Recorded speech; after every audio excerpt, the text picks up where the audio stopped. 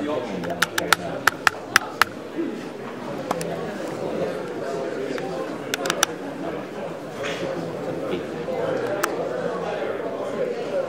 How much they wish to make of the live issue.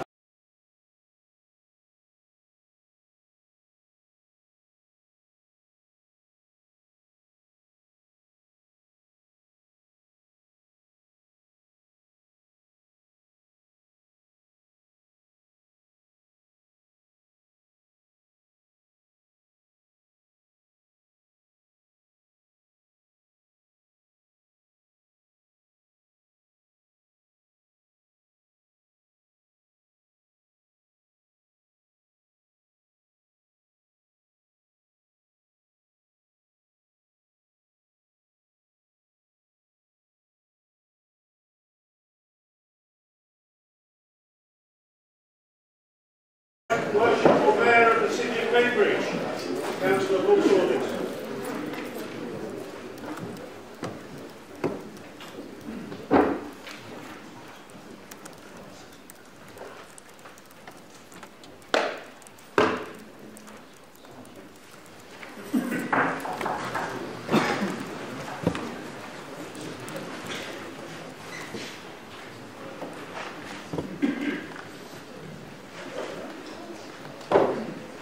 Firstly, I'd like to welcome members and the public to this evening's meeting of the City Council.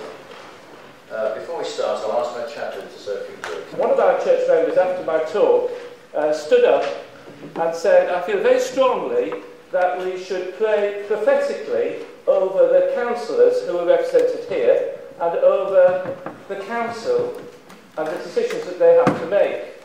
And she prayed in her own particularly unique way, which Paul will probably remember.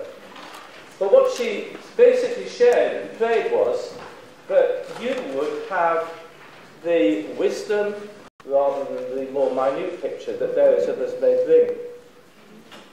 And I think the insights that you will collectively share is something which is important. Just want to share one little story so that may either amuse or enlighten you. There was a wise old gentleman. He was retired and he purchased a modest home in the summer near to a junior primary school. He spent the first few weeks of his retirement there in peace and contentment. Then the school year began. The next afternoon, 3 young boys full of... My prayer is that you may have the wisdom of that wise old man so that the city will enjoy peace for the rest of its days. Thank you. Thank you very much. Now, before we start the meeting formally, I just have to tell you that a request has been received to film this meeting. In accordance with the City Council's protocol, I now ask that if any member of the public does not wish to be filmed, could they please indicate?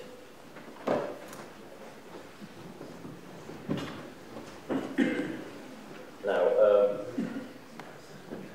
what?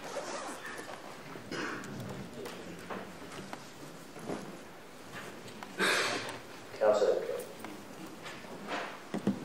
I'm not sure, Mr. Mayor, whether this is a matter of interest, but I am a member of Cambridgeshire County Council.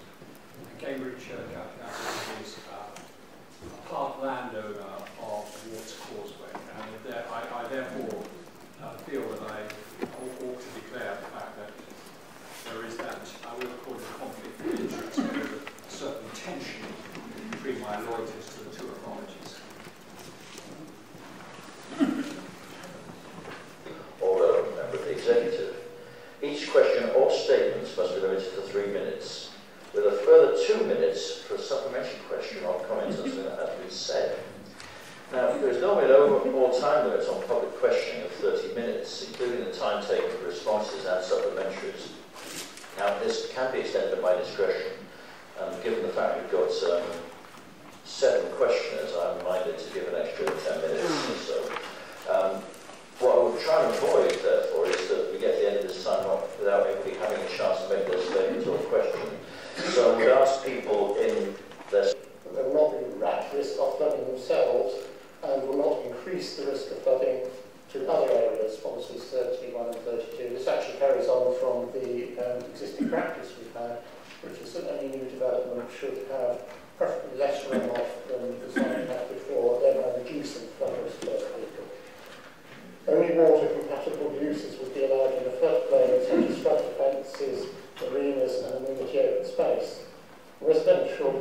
the functional flood plain should not be permitted and be aligned. Excessive uses of the Howard Ballot as a youth centre and for the Flat Community Project have endorsed this.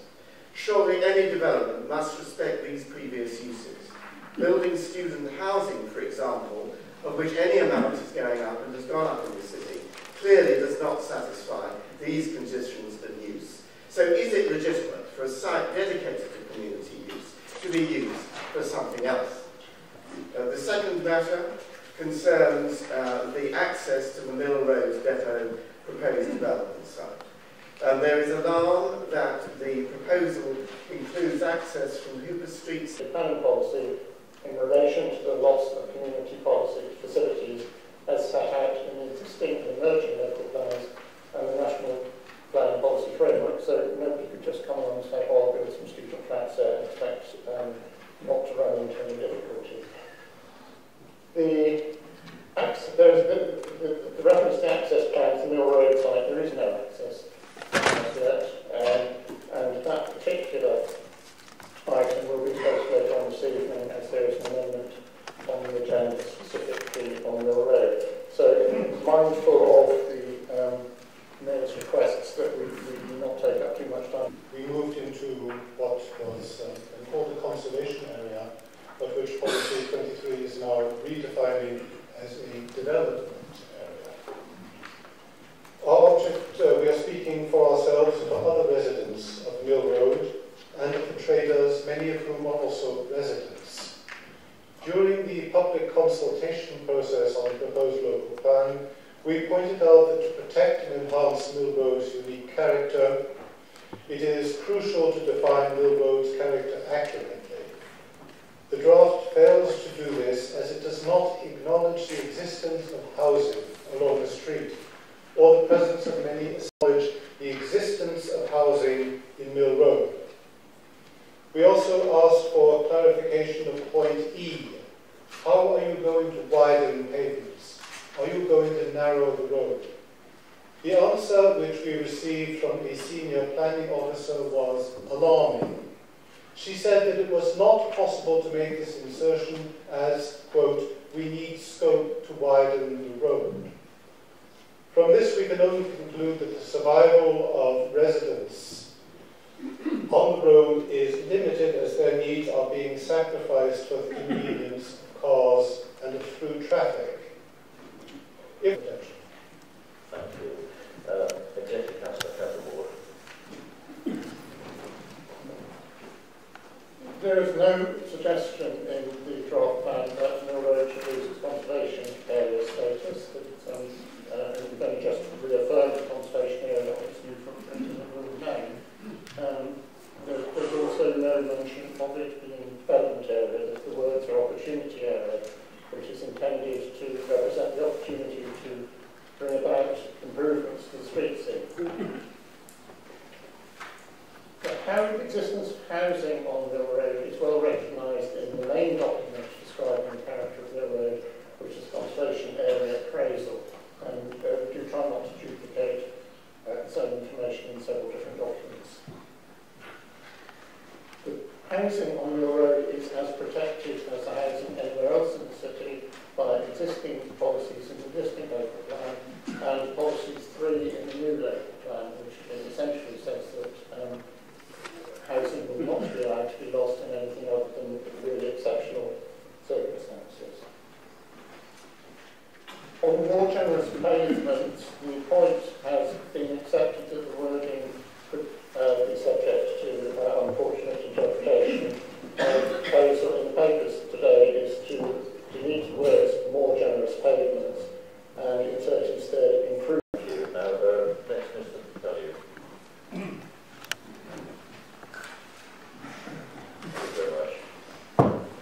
Thank you. My name is Robin Pellew. I'm chairman of Cambridge, past president of Blueshire. The question I want to raise concerns paragraph 226 of the council's draft plan. This presents a development sequence, according to which sites in the urban area should be developed before greenfield sites in the city fringe.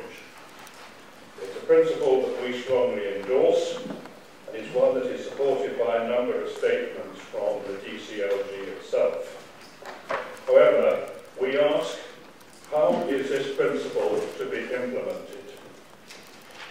We have been advised by council officers that any attempt by the council to prioritise or schedule the order in which sites are to be developed by some form of phasing will be rejected by the planning inspector. How then, we ask, will the council ensure that following the adoption of the plan, there is not a rush by developers for the attractive greenfield sites when the more difficult urban sites remain neglected? We therefore request that the council includes within its schedule of proposed changes a statement to clarify how its policy of urban area first is to be implemented. Before we're told yet again that this can't be done, I would draw council's attention to the report of the planning inspector on that the final submission must include clarification as to how the council intends to implement its development sequence of urban area first. And again, I refer to the Reigate plan, specifically paragraph 71 of the inspector's report. The Reigate plan includes the phasing of housing developments, which the Reigate Council regards as essential to implement its policy of giving priority to development in the urban area before the city fringe. The inspector considered the council's arguments. I'm just finishing. Good. The inspector considered the council's arguments and concluded that introducing the often easier to develop greenfield sites at an early stage risks undermining the urban area first strategy which lies at the heart of the council's core strategy. Consequently, I go on to quote the inspector's report, an approach which allows the development of greenfield sites only when necessary to maintain the 5-year supply is sound. Again, if it's sound for Reigate to phase its housing development to implement its urban area policy, its urban area first policy, why isn't it sound for Cambridge to phase its development as well? We therefore call on the council to make explicit its policy, firstly for giving priority to development within the existing urban area before taking greenbelt sites, and secondly, from up-to-date population, housing and employment forecasts for Cambridgeshire, and the forecasts represent an appropriate basis for assessment of future needs. Alongside this, the council, along with South Cambs, had to consider whether the 2006 development strategy remained the most appropriate development strategy, or whether an alternative would be more suitable. The council jointly considered a range of possible development strategy options and associated site options, which were subject to various testing, including transport and sustainability proposal. The strategic housing land availability assessment identified and assessed a large number of sites at the top of the development sequence, as set out in 226, within the urban area. Over 900 sites were assessed against a consistent and robust set of criteria, and these managed to provide capacity for 13,661 new homes within the urban area. But that exhausted the urban brownfield land, so as part of the process the council has also had to move further down the hierarchy and review the green belt. The current boundary was established in 2002 and was expected to endure to 2016 and beyond. However, circumstances changed and land became reduced and not be relied on to come forward over the next 20 years. The NPPF provides for green belts to be revised by local planners and to endure beyond the planned period. And the goal also needs to be given to sustainable patterns of development. The green belt work has shown that much of the remaining areas of green belt have increased in value as they are now closer to the city's edge, and less green belt land remains performing unique roles played by the Cambridge green belt. The green belt is a critical green belt sites do not justify the application of phasing restriction. There are no complex or fundamental infrastructure requirements that need to be in place before the sites come forward. The sites within the existing area are either under construction, have planning permission, or at an advanced stage in their planning. The small number of new sites coming forward in this plan that were not in the 2006 plan are all being promoted by developers, and there is no expectation that they would be delayed if greenfield sites go forward first. In these circumstances, it is unlikely that such a restriction on phasing could be justified to inspectorate examination. What phasing is for is for places like, I won't name them, but I've recently visited a northern city where there are large areas of derelict land in the city centre, and there it is justifiable to bring in restrictions to insist that those are built on first. If there was derelict land in Cambridge city centre, there would be a planning application within about 10 minutes. If you have an alternative mechanism for stopping the development of the... I'm sorry, we don't have a chance to ask another question. I'm sorry about that. But thank you for brevity on that one. Mr. Or is it Dr. Petitions? Where are we? Thank you. Thank you. I'm here to speak tonight about the draft plans for regions, or what is commonly known in Romsey as the overdevelopment of regions. I'm going to address some broad issues. Probably other speakers will be more specific. Vicky Gallard, who led the Cromwell Road, who guessed who is likely to take up the accommodation on the region's site. I would now like to turn briefly to the impact of the development on the conservation area in Romsey. The plans for regions go up to and include what might be labelled as the north side of Cavendish Road. The other side of the road is in the conservation area.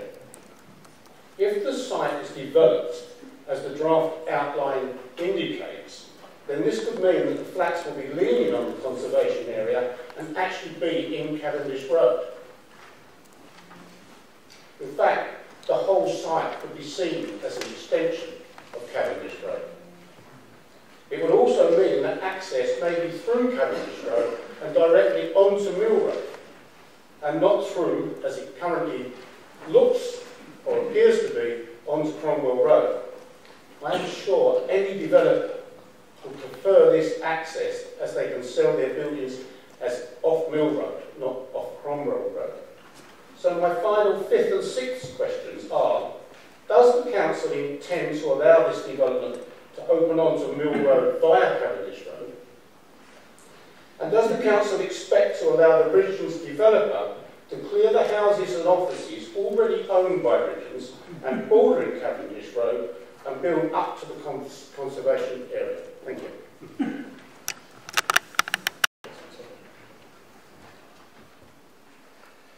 Would you like to ask a supplementary question?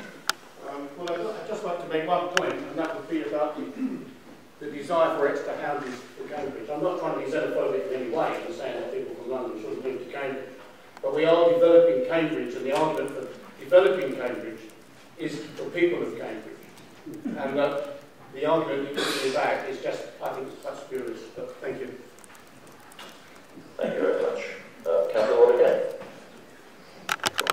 I've been reminded that the 40% of any development which will have to be affordable housing will go to people on the local Cambridge housing list, as has been the case for the other developments in Cromwell. Thank you very much. I've got Mr. Hunt down next.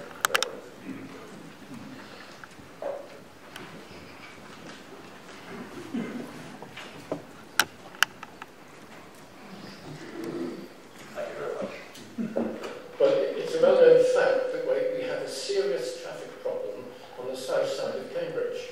Braverham Road, for instance, every morning comes to a halt, totally gridlocked, because the amount of traffic that is trying to get into it to come down into Cambridge.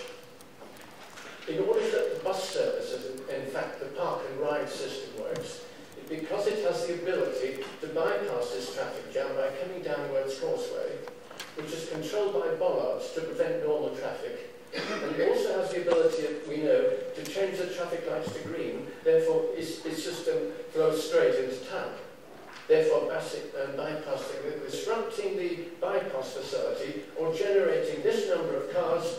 I think they must live in cloud cuckoo land. Thank you.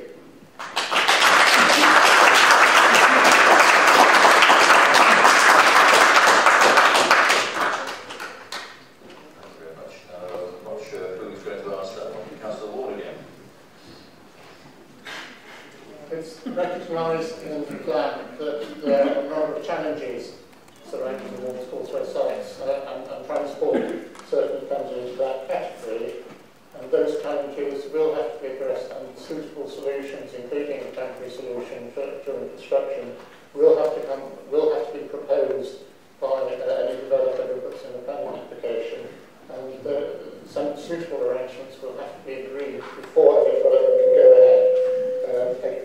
Again, the allocation of a site as being in principle suitable for housing has not made any decisions about what the detailed transport arrangements will be, either during construction or when it's completed. I rather do hope that there won't be something like a 200% moon share for car use in that stage. We have done rather better for most of the other developments around Cambridge, and we hope to be able to continue that. Mr. Humphrey, you did have the opportunity to do a supplementary if you would like it. Please come forward.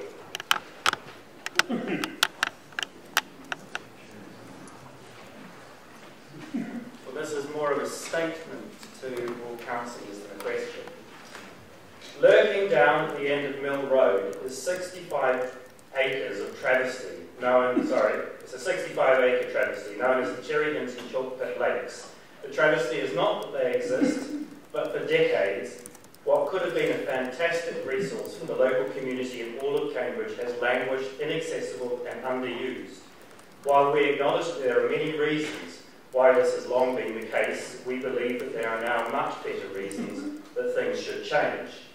I'm Andreas Mitchell from the Cambridge Lakes Project, and we would like to see the sensitive and sustainable development of this site into something awesome. We urge all councillors to support the inclusion of this area as a new urban country park in the soon-to-be enacted local plan. But further, we urge you to dream big about what could be delivered with the right vision, leadership and funding. Here in Cambridge, we have the opportunity to create a leading example of urban greening and renewal, a jewel in Cambridge's natural spaces. In a city with growing density and a receding green belt, we can create something which connects our children to wildlife and nature. We can create a space that promotes healthy activity. Now, let's turn to petitions. Now, I understand we've had two separate petitions this evening, and the full text is available in your printed agendas.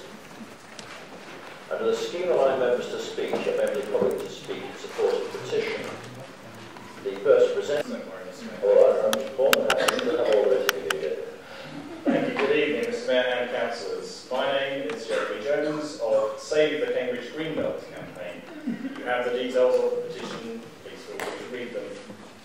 Since Cambridge, past, present and future, has already put forward the points of why concern about the Greenbelt, I shall focus on the two sites where those issues are seen in their starkest clarity.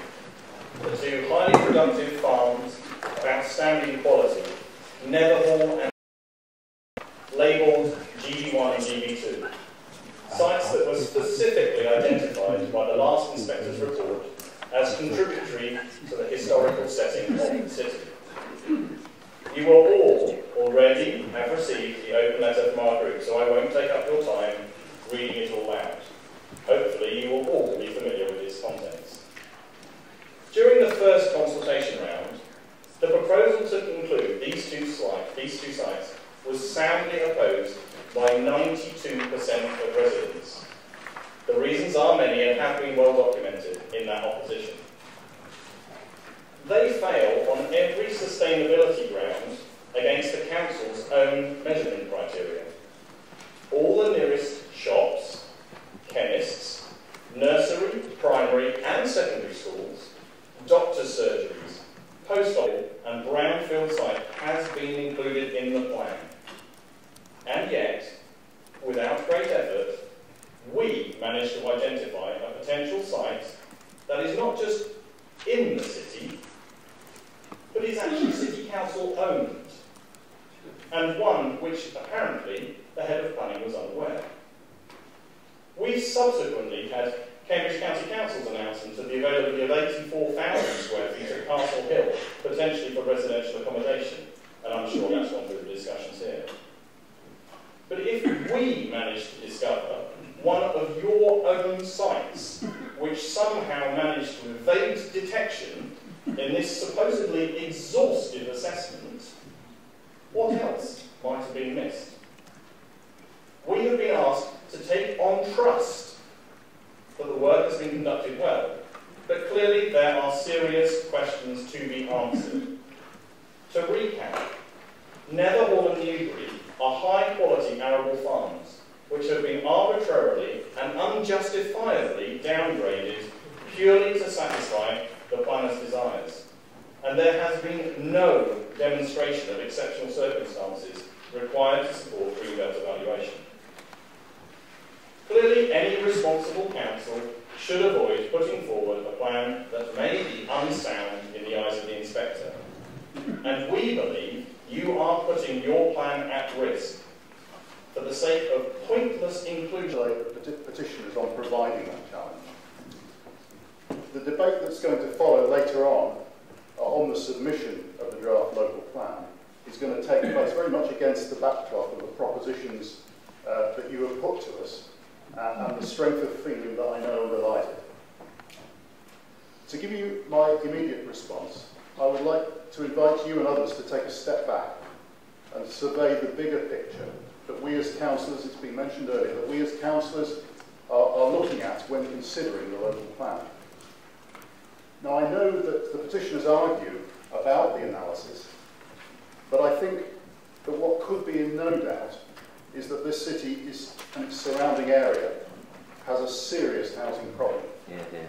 The recent statistics showing that average local house prices have reached over 12 times average annual earnings underlines the acute shortage of supply against demand. That situation belies people having difficulty to settle in or around the city, people who this city needs as a functioning community, and it belies employers having great difficulty to fill positions. If this gets an inadequate response, we will cease to be the place to start or grow your business and provide jobs. We will cease to be a broad community and become the home only for land. The reason for this is that the council agrees with the second point in the petition, that urban sprawl will destroy the historic compact character of Cambridge. Our planners have striven hard to reuse existing sites within the urban area to the degree that living in them meets decent standards, and provided that they are not more consistent with other uses also needed in the city, and provided that their achievability could convince the planning inspector. It requires a very special perspective to call what is proposed in the plan as urban sprawl. Urban sprawl is what the draft plan has said no to. We know that an inspector will expect us to have explored options within the Green Belt if we cannot reach our targets another way. The idea that the really serious housing shortage in Cambridge doesn't constitute exceptional circumstances, I believe, is very difficult to sustain. Aside from housing, I'm also worried about the implications of the demand in your petition for jobs in the city. To deny ARM the ability to expand its headquarters in Fulbourn Road seems to be perilous in the extreme for the future. ARM is one of this city's most successful homegrown technology companies, and it has global presence. It has other alternatives for its headquarters now, and it would presumably start looking at them if we put the shutters up to have you got much more? The petitioner mentioned some land at the city council other than what I've already read. I would just like to know where this land is, which we've missed. Because if we have missed it, that could make some difference to what we've read.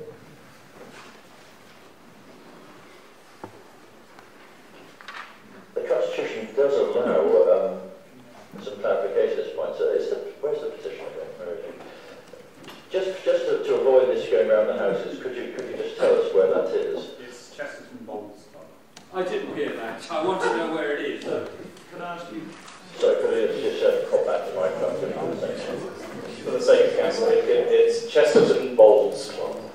Thank you very much. Right. Next speaker, Councillor Swanson. Thank you, Mr. Mayor. I would like to thank the Save the Green Belt campaign for all the work that they've put into this petition. I know it's continued to be a very difficult issue in Green Heaths. I spoke last July about all the infrastructure issues, and I won't go through those again. But I know that one of the main concerns relates to the modelling that was used and whether it's up to date. And it seems to me that as the City Council is committed to the county-wide economic model that was used in creating the local plan, that it's probably better to submit it to the inspector and have a fresh set of eyes actually look at that model in case there was an error made. Right, sorry, I've got Councillor Reid, Hope, Hipkin next, so Councillor Watson. To give us the powers to ensure that this is the case. Thank you. Councillor Herbert. Thank you, Mr. Mayor. Like Councillor Dick, we respect the rights of residents to put forward alternatives. And indeed, we met the campaign group in relation to Works Causeway specifically because we think it's important that people have the opportunity in the process to have their say. And also to explain that effectively, given the nature of the stage we're at, that this is an opportunity for alternatives to be put before the inspector. And so it was good that there was some clarification to some of the statements that were made about us, because our only intention in that process was to state that there is a useful opportunity to put forward alternate sites. And there may well be further opportunities because both developers and inspectors, developers and residents will put forward sites that may prove to be beneficial to the case of each other. That said, we have to take the essential point that this city has a huge housing need. The 2006 local plan has only been partly delivered. We are probably about 3 years behind the housing supply. We have the situation where we only get 6% affordable housing on some of those brownfield sites. And we have the opportunity, particularly in the South Cambridge, the larger developments, of achieving significant affordable housing. So the idea that somehow brownfield is simple and other options are not, clearly the council wouldn't be proposing this site unless it thought it was necessary as part of the housing need. It wouldn't be taking on a known issue, which is likely to obviously stir up a lot of public opposition. But as has been said, it is under 2% of the green belt, and 98% of that precious green belt remains. And where green belt goes, we also should be looking to enhance and improve the circle of countryside and land around the city.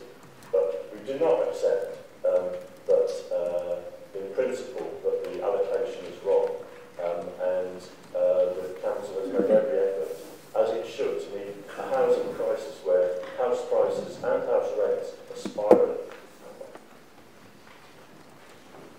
Thank you. And I've got Councillor Hipkin, then Councillor Brown. At this point, she'll be pretty close to the end of the... Councillor Owen. Sorry. No, you did, and it's my fault. I missed you. I do apologise. If you can't sit and bear with us, we'll have to let you on now. Councillor Owen.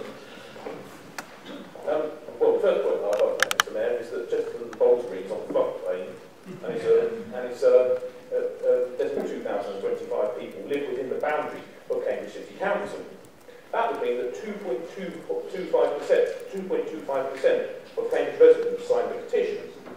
If the Save the Green Belt campaign seriously is suggesting that 2.25% of the population constitutes a sufficiently large number of objections to justify overruling the results of a sophisticated and objectively formulated plan conducted by highly trained planning professionals designed to provide the city with its housing and job requirements, then they are, in my view, seriously deluded. I would point out, as a final point, that the reality is that suggest that only 67% of the signatures on the petition are actually from within Cambridge. 16% are from South Cambs, and 13.6% are from the UK outside Cambridgeshire. There's even a small percentage of people outside the UK. So, actually, only 1.5% of the Cambridge residents have signed this petition.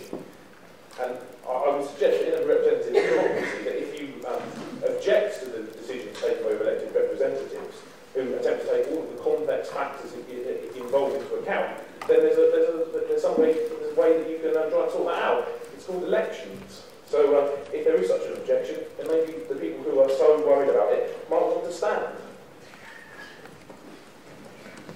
Thank you. Right, as I said, I've got Councillor Hickey and Councillor Brown. At that point, we would have used our time up, and I'll go to the right of mine. I think when people are juggling with figures, and we see tonight possible potential incursions into that green belt, we see the over-dense development of the city and the surrounding areas, and it gives, yes, it gives many people in Cambridge considerable cause for alarm and concern at what is happening to their beloved city. And may I just also strengthen the petitioner and his fellows who have signed his petition. May I strengthen them with asking them to dispense with this argument that somehow, because there is a shortage of housing in Cambridge, there will come a day when there will never be a shortage. There will always be a shortage of housing in a city as desirable and lovely as Cambridge, and it should not be used as an example, as an argument for over rapid development. And furthermore, you will never find housing in Cambridge which is affordable in the sense that particularly the Labour Party hopes to achieve. Cambridge prices are now firmly calibrated with house prices in London, and Cambridge house prices will always reach a level comparable to those in London because of its close juxtaposition to London, easy means of communication, the building of new stations and so on. All the things that we boast about bringing us closer to the capital will only have one effect, and that is to keep up house prices in Cambridge. To take houses is formal green space. I understand the strength of feeling about GB1 and GB2 sites, but I can only assure the petitioners that if we did propose to develop urban green spaces instead, in places where we already have a shortage of such spaces, there would be substantial and comparable levels of outrage from those residents by whom these spaces are used and loved. Nobody likes to lose some of their amenity, but there is a need for balance, and sacrificing more formal and informal green space inside the city in areas where we already have a shortage to ensure the amenity of another group of residents is completely unchanged is not balanced and it is not fair.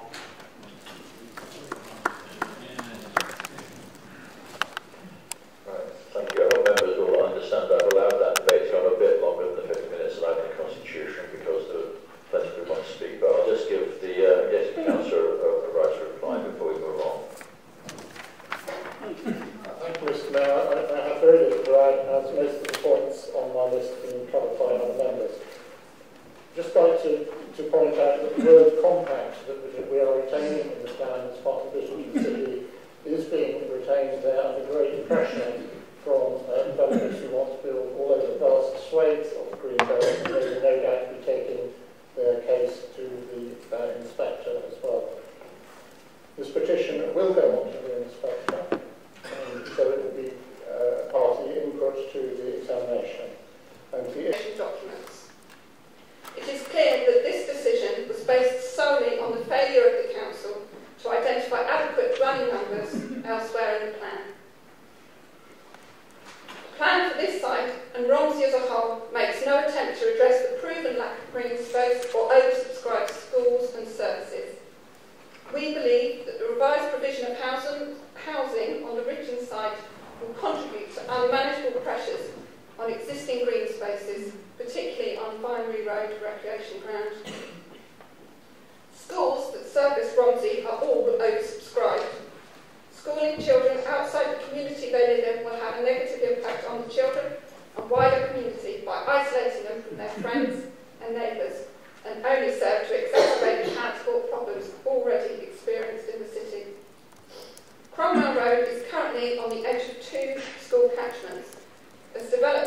elsewhere within these catchments, and critically nearer to the schools, are completed, Cromwell Road will become a catchment black hole.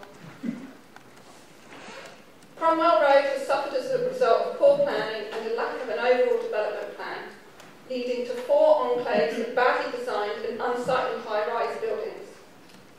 Each enclave fails to relate to the wider area or to integrate with the wider community. The green space included as part of Hampton Gardens development is seldom used due to it being poorly designed. It is overlooked and fenced in. It's an options consultation. Thank you.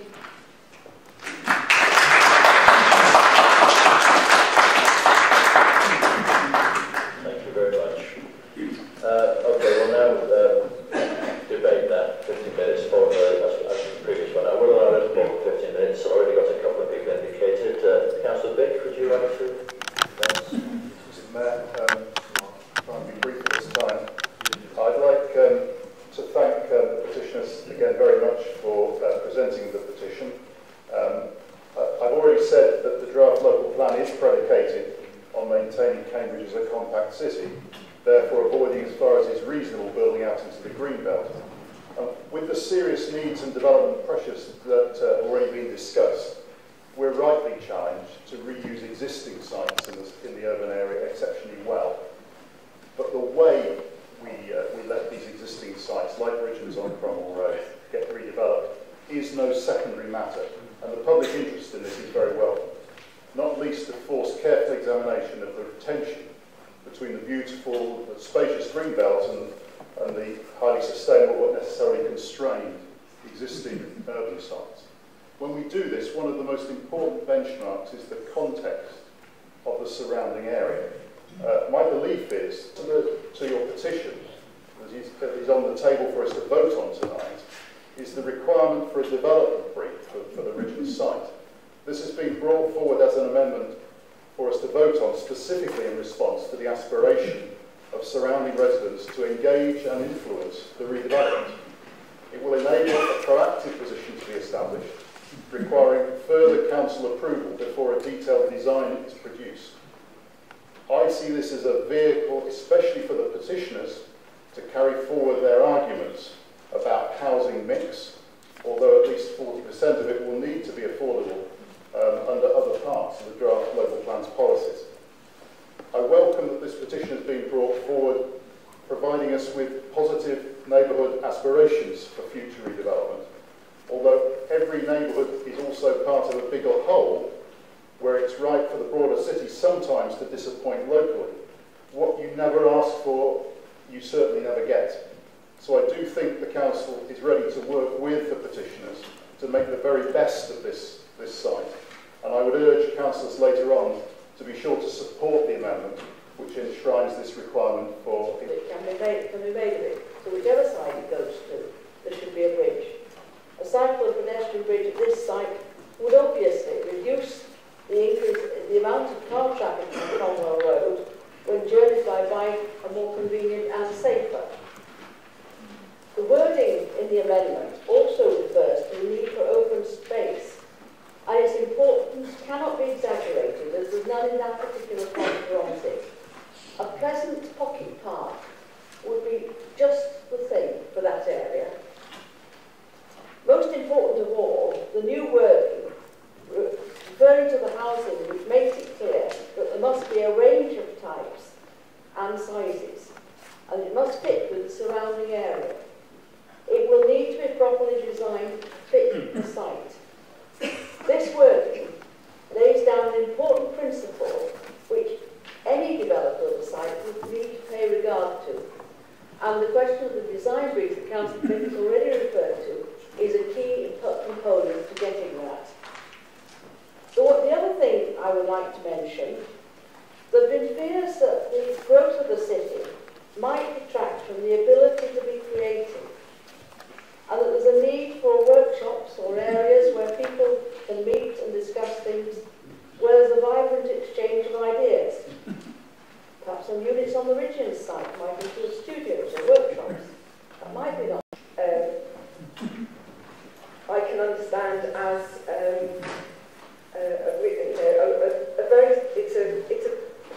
it's a problem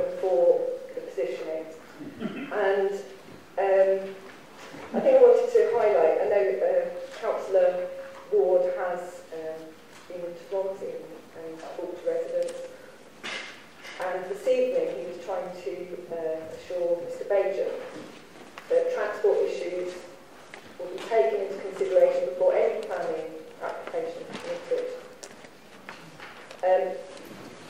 I would say the high density of 75 dwellings per hectare is being allowed in the plan, and I would suspect developers to be inclined to build to this maximum target. I would question, say, there's not a contradiction in allowing this maximum density in the plan in an area where there's already real problems with congestion, access and parking around the Cromwell Road area. Sorry, I did have an amendment of wording I was going to refer to, which seems to have disappeared in front of me. But although I appreciate the amendment which has been put in, which seems to outline some of the issues that have been raised, like the range of housing, typologies to be provided across the sites. There'll be many, many sites that have not. I think what's been discussed or looked at is the Ridgeon site as a timber yard. We have the Travis Perkins site, which will also have housing provision. But when that was discussed, the density of that site was reduced, and there seems to be more family housing, or a mixture of family housing and provision there. I think it was touched upon, as well as real concerns with regards to the congestion and traffic issues, that there's a real concern about there not being enough school places. If we are wanting to see, and I know when talking to residents, what they're really, really wanting is that any growth that occurs is going to provide a healthy, growing community. So I'm hoping that all these things will be taken into consideration with any planning application that would come forward for this site. Thank you. Thank you. Councillor Herbert. I just wanted to continue the theme of the development brief, taking perhaps a sort of slightly extreme example, adopting this as an amendment to see if we can just ensure that this is actually one that the council and the community shapes, and that there isn't also the case of developer creep, or as Councillor Marchant-Daisley sometimes refers to as developer gala, that while we do depend and welcome the role of developers, as they play in the Greater Cambridge area, we have to stick to the brief and not just see things suddenly get lost a year or 3 years after. So I think the amendment is a positive, but there is still a way to go. Thank you. Now, I don't think of any other indications, so I'm trying to move on to the Councillor Ward grassroots mark. Thank you. Again, all the points that I might have made have been covered by other members. We don't usually have direct contributions from developers to our discussions. They tend to prefer to sit quietly and watch and take notes and keep their powder dry for later rounds of engagement. But I did have last night an email from the Managing Director of January's, who represent Ridgeons, and I will read out the following without comment and without endorsement for the information of Council and the public. So I suggest we take our break a little early, and we'll take 30 minutes now. I'll be back here at 8:15. Thank you.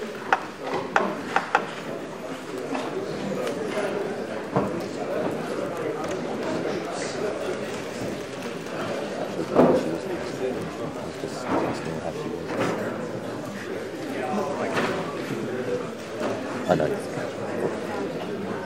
When we get to the votes, yeah, but it's yeah, no, just Colin just walked across.